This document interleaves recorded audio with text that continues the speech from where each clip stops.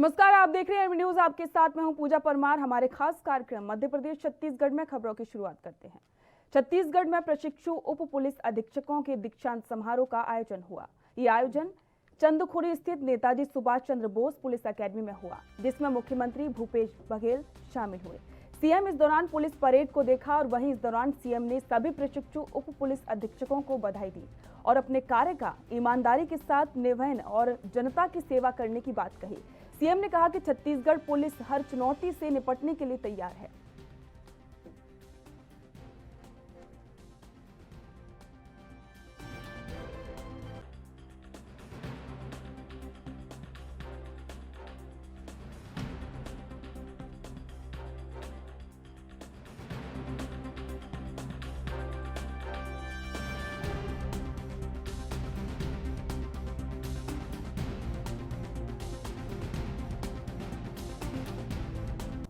सदैव ऐसी चुनौतियों को स्वीकार किया है। हम राज्य के प्रत्येक नागरिक को एक ऐसा सुरक्षित वातावरण देने के लिए प्रतिबद्ध हैं जिसमें वह भय मुक्त होकर अपना जीवन यापन कर सके, उसके भीतर एक आत्मविश्वास पैदा हो और वह हर समाज विरोधी गतिविधियों का खुलकर प्रतिकार कर सके। आज दीक्षांत ले रहे प्रशिक्षु अधिकारियों से कहना चाहता हूं कि आप भी इस तंत्र में भागीदारी के लिए तैयार हो चुके हैं। आने वाली जिम्मेदारी के लिए आपने स्वयं को तैयार कर लिया है। आपका आत्मविश्वास, आपकी कार्यप्रणाली, आपका शौर्य, आपका साहस, आपकी निष्ठा और समर्पण राज्य की जनता को वह सब कुछ देगा जिसकी वह आपसे अपेक्षा करती है। आपने मूलभूत प्रशिक्षण इस अकादमी से प्राप्त किया है। इस प्रशिक्षण के बाद भी प्रतिदिन आप कुछ न कुछ नया सीखेंगे। राज्य सरकार का यह प्रयास है कि प्रशिक्षण के स्तर को और भी बेहतर किया जाए। इसके लिए जो संसाधन और मैन पावर की आवश्यकता होगी उसे निश्चय ही अकादमी को दिलाने का प्रयास किया जाएगा। आपने यहाँ जो सीखा वह सब अपने उपयोग में लाइए, साथ ही अपने अधीनस्थ स्टाफ को भी सिखाइए जिससे कि वे भी नई तकनीक के साथ आपके समकक्ष खड़े हो सकें। मैं आशा करता हूं कि पूरे प्रशिक्षण काल में आपने स्वयं को इस सेवा के योग्य बनाया होगा। आप जब फील्ड में जाएंगे तो विभाग में नई ऊर्जा का संचार होगा। आप सभी को मैं इस अवसर पर शुभकामनाएं देता हूं। आपके उज्जवल भविष्य। प्रधानमंत्री नरेंद्र मोदी के पंजाब दौरे में सुरक्षा चूक के बाद अब बीजेपी नेता पीएम की सलामती की दुआ कर रहे हैं और इसी के साथ में बीजेपी नेताओं ने एक सभा का आयोजन किया, जहां पर उन्होंने पूजा अर्चना की और पीएम की सलामती की मांग की। आपको बता दें कि पीएम की सलामती और उनकी दीर्घायु के लिए देश भर के मंदिरों में महामृत्युंजय मंत्र का जाप करवा रहे हैं। शुक्रवार को केंद्रीय राज्य कोयला मंत्री फग्गन सिंह कुलस्ते महाकालेश्वर मंदिर पहुंचे, जहां उन्होंने नंदी हॉल के पास पहली बैरिगेटिंग से श्री महाकालेश्वर भगवान के दर्शन किए। इसके बाद उन्होंने पीएम मोदी के लिए यज्ञशाला में महामृत्युंजय मंत्र का जाप करवाया।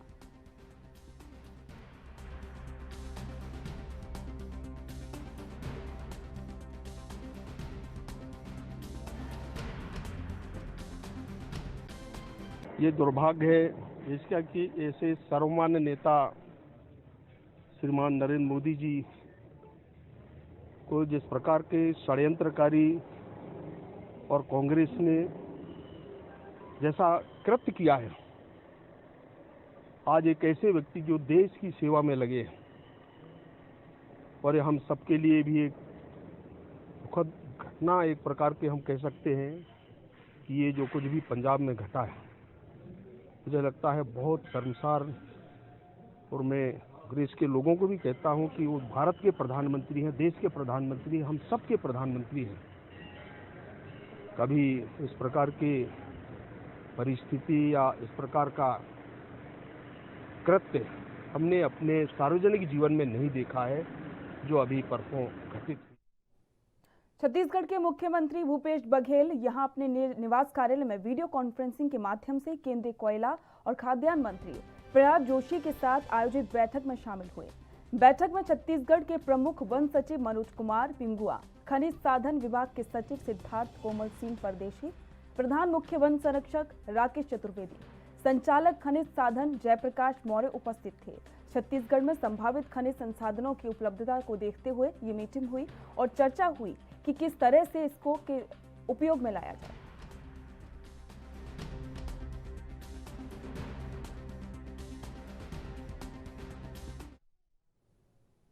मुख्यमंत्री भूपेश बघेल ने कहा कि राजीव गांधी ग्रामीण भूमिहीन कृषि मजदूर न्याय योजना के हितग्राहियों को गणतंत्र दिवस के अवसर पर पहली किस्त का भुगतान किया जाएगा।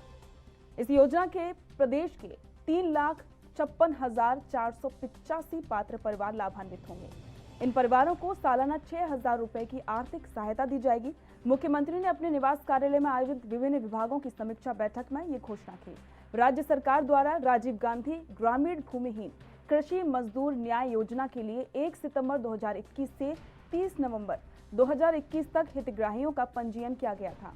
इस योजना के क्रियान्वयन के लिए राज्य सरकार के बजट में प्रावधान किया गया है। मुख्यमंत्री ने राजस्व विभाग की समीक्षा के दौरान नामांतरण बंटवारा, सीमांकन से लंबित प्रकरणों का तेजी से निराकरण करने के भी निर्देश दिए।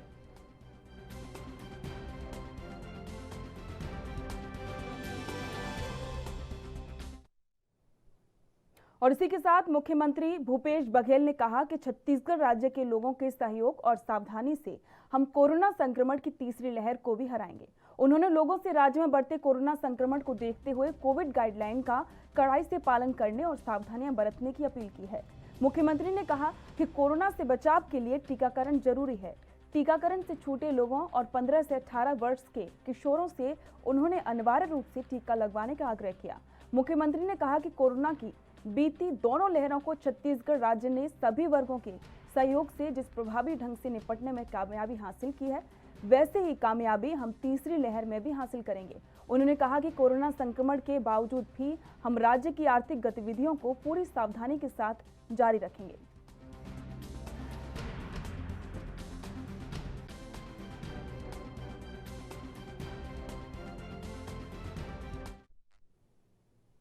छत्तीसगढ़ में बढ़ रहे कोरोना के मामलों को देखते हुए सीएम बघेल ने साफ निर्देश दिए कि कोरोना की संभावित तीसरी लहर से निपटने के लिए राज्य के सभी अस्पतालों में व्यवस्था बढ़ाई जाए। खासकर ग्रामीण इलाकों के अस्पतालों को सभी सुविधाओं से लैस बनाया जाए। इसी को ध्यान में रखते हुए छत्तीसगढ़ स्वास्थ्य विभाग ने तैयारी शुरू कर दी है। इसी के तहत सूरजपुर के सरकारी हेल्थ सेंटर को आधुनिक सुविधाओं से अपग्रेड किया गया है, जिसमें 80 वेंटिलेटर बेड की व्यवस्था की गई है। इसी के साथ सभी नर्सिंग स्टाफ को ट्रेनिंग भी दी जा रही है ताकि आगामी स्थिति से आसानी से निपटा जा सके।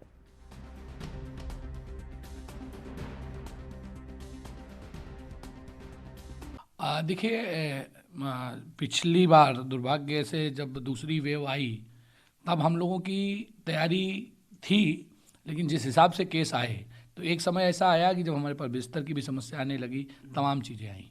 तो हमने इसमें हर लेवल पर काम किया है कि अगर तीसरी लहर आती है तो हमारे पास योग्य मशीनों पे काम करने वाला मैन पावर है कि नहीं है। कई बार नर्सिंग स्टाफ की भी कमी आती है, इसलिए हमने जो प्रशिक्षित नर्स हैं उनको एक स्वास्थ्य साथी कार्यक्रम चलाया है, जिसके माध्यम से जिले की 200 से अधिक नर्सिंग के छात्र हमारे साथ प्रशिक्षण के रूप में विभिन्न पीएचसी और जिला अस्पताल में काम कर रहे हैं। दूसरा, हमने अपने डॉक्टर्स को, अपने आरएमएज को, अपनी स्टाफ नर्स को स्वास्थ्य विभाग की ओर से जो ट्रेनिंग दिलाई जाती है उसके अतिरिक्त भी प्राइवेट हॉस्पिटल्स में भिजवा के ट्रेनिंग करवाई है कि वेंटिलेटर्स को कैसे डील करना है, बच्चों को कैसे डील करना। दवाओं के स्तर पर जो दवा उपयोगी होती है वयस्कों के लिए, उसकी भी 20,000 किट हमारी तैयार है।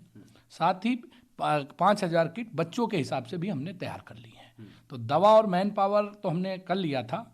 हॉस्पिटल को हमने अपग्रेड किया है, अपने डिस्ट्रिक्ट हॉस्पिटल को भी अपग्रेड किया है, लेकिन हॉस्पिटल की एक क्षमता होती है और पूरे जिले से लोगों को ला के एक जगह पर रखना भी कोरोना जैसे समय में संक्रमण का एक कारण बन जाता है। इसलिए हम लोगों ने तय किया कि हम अपने CHCs को स्ट्रेंथन करें। जैसे आपकी जानकारी के लिए बता दूं, हमने उडगी सीएससी में 70 बेड ऑक्सीजन के क्रिएट कर लिए हैं। तो उडगी के क्षेत्र का जितना भी पेशेंट है उसको हम वहीं ट्रीट करेंगे। सेम चीज़ हमने प्रतापपुर सीएससी के आसपास भी करीब 50 से 60 ऑक्सीजन बेड्स की व्यवस्था कर ली है। भैया थान में भी हमने 70 बेड की। आप ये पूछ सकते हैं कि यही 3 पीएचसी क्यों? उसके पीछे रीजन ये है कि इनकी 100 मीटर की रेंज में हमारे पास 2 जगह 100-100 सीटर और एक जगह 300 सीटर हॉस्टल्स उपलब्ध हैं। यानी अगर आवश्यकता पड़ी कोविड केयर सेंटर्स बड़े बनाने की तो हम इन्हीं के पास बनाएंगे, जिससे कि मेडिकल प्रोफेशनल्स का की जो व्यवस्था है उसको हम बहुत आराम से मैनेज कर पाए। और ये 3 पीएचसी हमारा जो डिस्ट्रिक्ट हॉस्पिटल का सेंटर है सूरजपुर, उससे 10 से 12 किलोमीटर की पेरिफेरी में है।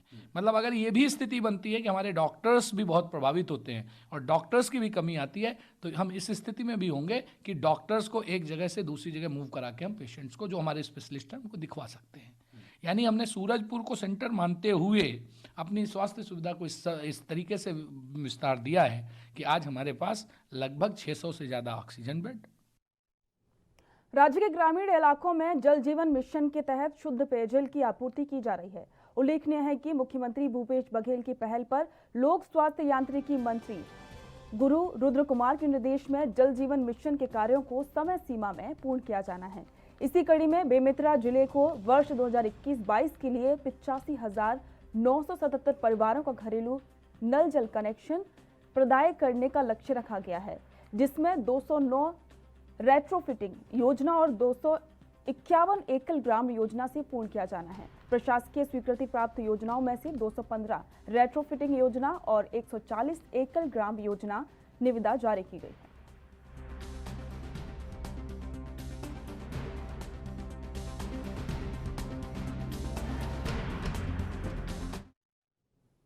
मुख्यमंत्री भूपेश बघेल के नेतृत्व में छत्तीसगढ़ में शुरू हुए कुपोषण मुक्ति अभियान के सकारात्मक परिणाम सामने आए हैं। राष्ट्रीय परिवार स्वास्थ्य सर्वेक्षण 5 के 2020 और 21 में जारी रिपोर्ट के अनुसार प्रदेश में 5 साल तक बच्चों के वजन के आंकड़े देखे जाएं तो कुपोषण की दर 6.4% कम होकर 31.3% हो गई है। ये दर कुपोषण की राष्ट्रीय दर 32.1% से भी कम है। वर्ष 2020-21 के आंकड़ों के अनुसार राष्ट्रीय कुपोषण की दर में जहां सिर्फ 3.7% की कमी आई और कुपोषण 32.1% है, वहीं छत्तीसगढ़ ने 6.4% कमी लाने में सफलता हासिल की है। उल्लेखनीय है कि बघेल की पहल पर महात्मा गांधी की 150वीं जयंती 2 अक्टूबर 2019 से प्रदेश व्यापी मुख्यमंत्री सुपोषण अभियान शुरू किया गया था।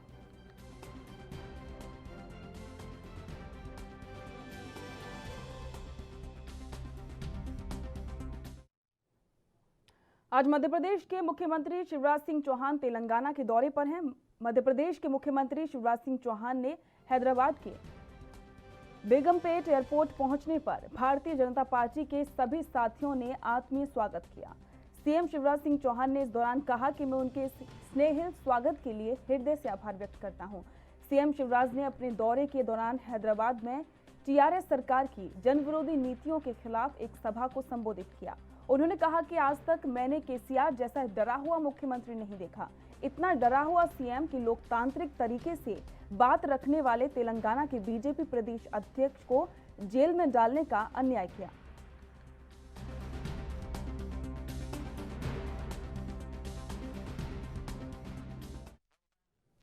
मध्य प्रदेश के गृह मंत्री नरोत्तम मिश्रा ने प्रदेश में बढ़ते कोरोना के मामलों और टीकाकरण के बारे में जानकारी दी और इसी के साथ में लॉकडाउन की खबरों पर भी उन्होंने स्थिति साफ की।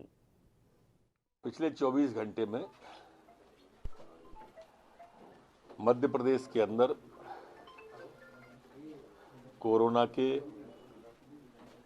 1320 प्रकरण नए आए। टेस्ट हमने किए थे 68,760, जिसमें से 1320 नए आए। ठीक 169 लोग ठीक होके अपने अपने घरों की ओर स्वस्थ होके गए हैं।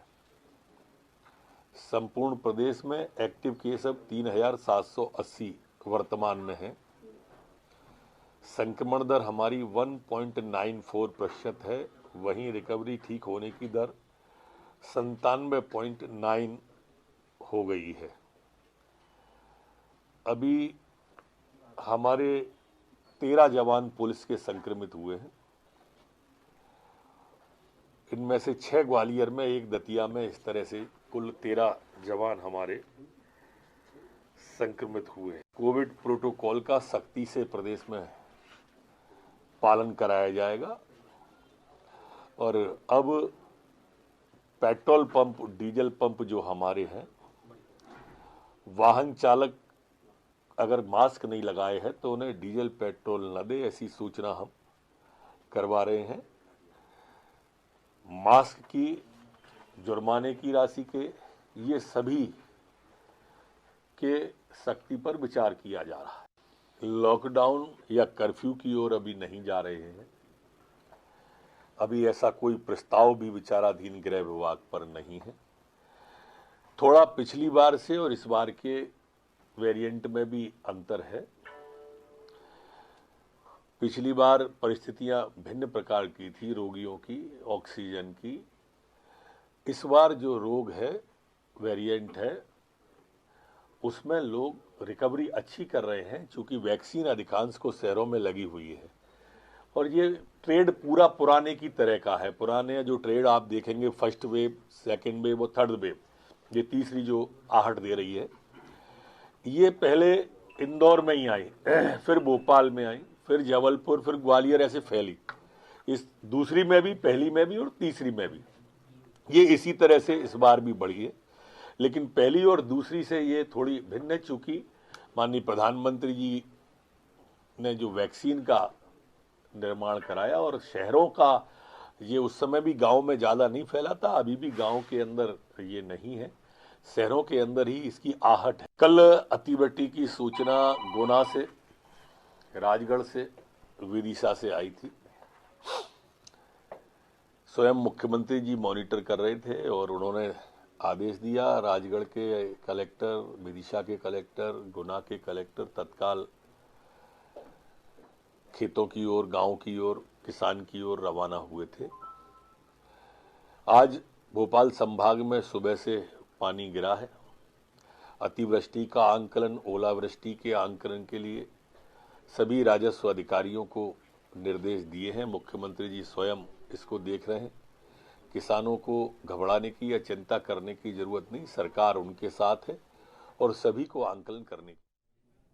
मध्य प्रदेश में कोरोना की स्थिति को लेकर चिकित्सा शिक्षा मंत्री विश्वास सारंग ने कहा कि प्रदेश में सभी व्यवस्थाएं चुस्त और दुरुस्त हैं। साथ ही उन्होंने लोगों से अपील की है कि वो ज्यादा से ज्यादा घरों में आइसोलेट रहें, जरूरत पड़ने पर ही हॉस्पिटल जाएं। विश्वास सारंग ने बताया कि कोरोना मरीजों के लिए कोविड केयर सेंटर भी बनाए गए हैं।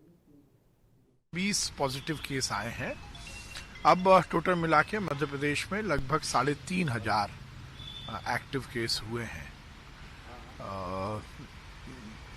निश्चित रूप से संक्रमण तो बढ़ ही रहा है। उसके जितने प्रिकॉशन के जो तरीके हैं वो सब हम अपना रहे हैं और ये सुनिश्चित कर रहे हैं कि हम सभी व्यवस्थाओं को। माननीय मुख्यमंत्री जी ने कल समीक्षा बैठक ली थी और सभी जिलों में ये इंस्ट्रक्शन दिए गए हैं कि कोविड केयर सेंटर की स्थापना सभी जिलों में हो जाए, क्योंकि अभी हम देख रहे हैं कि जो भी पॉजिटिव केस आ रहे हैं वो एसिम्प्टोमेटिक हैं, बहुत ज़्यादा हॉस्पिटलाइजेशन की उनको ज़रूरत नहीं है। तो हमारा आग्रह यही है, जिसके घर में समुचित स्थान है, अलग कमरा है, अलग टॉयलेट है, वो तो घर में आइसोलेट रहे यदि उसकी तबीयत ठीक है। और यदि घर में स्थिति नहीं है अलग से आइसोलेट होने की, तो हमने जो कोविड केयर सेंटर बनाए हैं, जो इंस्टीट्यूशनल आइसोलेशन की जो हमने व्यवस्थाएं बनाई हैं, उसमें वो जाए। मध्य प्रदेश में कोरोना की स्थिति को लेकर CM Shivraj Singh Chouhan action mode में नजर आ रहे हैं। नए साल के लगते ही मैराथन बैठकों का दौर शुरू हो गया है। आए दिन हर वर्ग को लेकर बड़े फैसले लिए जा रहे हैं। इसी कड़ी में बैठक में सीएम शिवराज सिंह चौहान ने अनुसूचित वर्गों के लिए शासन की ओर से संचालित छात्रावासों की व्यवस्थाएं दुरुस्त करने के निर्देश दिए और संबंधित अधिकारियों से पूछा कि कितनी बार हॉस्टलों का दौरा किया। वहीं सीएम ने निर्देश दिए कि अनुसूचित जाति और जनजाति क्षेत्र के स्कूलों में प्राचार्यों की नियुक्ति के लिए तत्काल कदम उठाएं।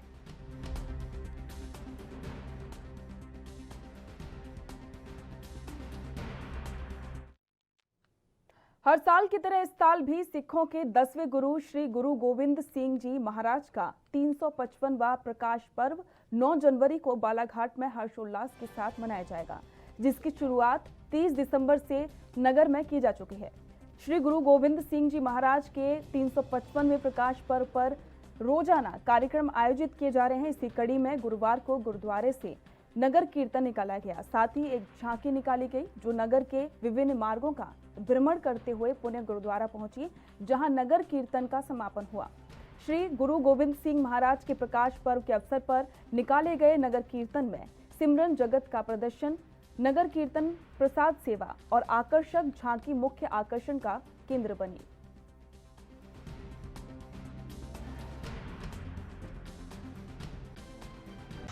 एक भाईचारा को बढ़ावा देना है। आज ये जो नगर कीर्तन आप देख रहे हैं, ये हमारे 10वें गुरु गोविंद सिंह जी का 355वां सालाना प्रकाश पर्व जो आने वाली 9 तारीख को मनाया जा रहा है, उसके उपलक्ष्य में आज हमने यह नगर कीर्तन।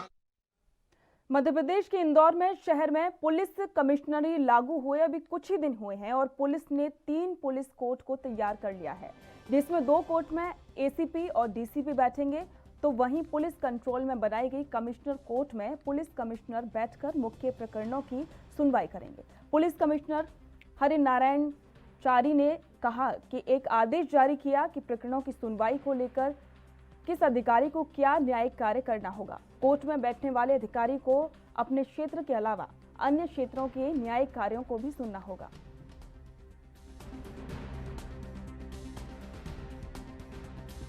मुख्य तौर पर न्यायिक कार्य वितरण को लेकर का आदेश जारी किया गया है और सामान्य तौर पर एसीपी जो कि प्रक्रियात्मक कार्रवाइयां करेंगे, उसमें प्रावधान किया गया है कि वो दूसरे सब डिवीजन की जो प्रक्रियात्मक कार्रवाइयां हैं उसको करेंगे।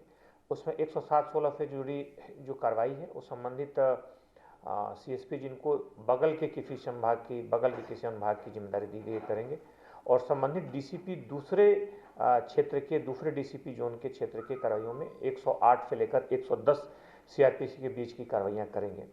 और इसके साथ ही जो जिला बदर की कार्रवाई होगी वो मुख्य तौर पर जो कमिश्नर न्यायालय है उसमें किया जाएगा। इस तरह सभी के कार्य क्षेत्र का वितरण किया गया है।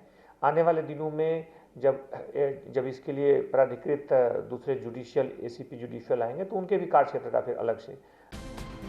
आपको बता दें कि इंदौर में पुलिस कमिश्नरी लागू हो चुकी है और इसके बाद में पुलिस प्रशासन ने भी अपनी तैयारी शुरू कर दी है और इसी के तहत इंदौर में 3 पुलिस कोर्ट बनाए गए हैं, जिसको लेकर पुलिस कमिश्नर ने सभी पुलिस अधिकारियों को अलग अलग कार्य सौंपे हैं और ये भी आदेश जारी किए हैं कि सभी प्रकरणों की सही से जांच हो ताकि आम जनता को परेशानी ना हो, आम जनता में पुलिस के प्रति भरोसा बढ़े। और इसी को ध्यान में रखते हुए पुलिस कमिश्नर ने ये भी कहा कि जो मेन कोर्ट बनाया गया है पुलिस कमिश्नरेट में, उसकी खुद समीक्षा पुलिस कमिश्नर करेंगे।